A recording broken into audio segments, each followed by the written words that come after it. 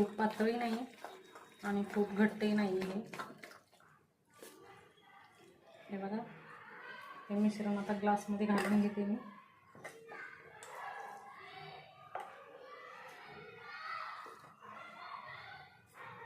अशा प्रकारे ग्लासमध्ये घालून घ्यायचे मिश्रण.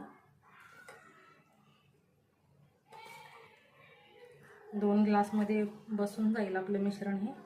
आणि ग्लास पूर्ण नाही भरायचा, कारण ते फुगणार आहे आणखीन, त्यामुळे ग्लास एवढाच भरायचा आहे, याच्यावरती नाही भरायचं.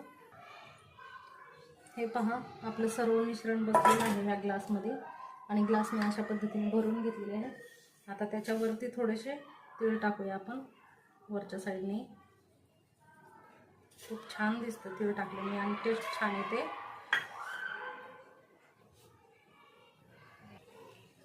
आता इकडे पाणी उकळत ठेवलं होतं आपण. पाण्याला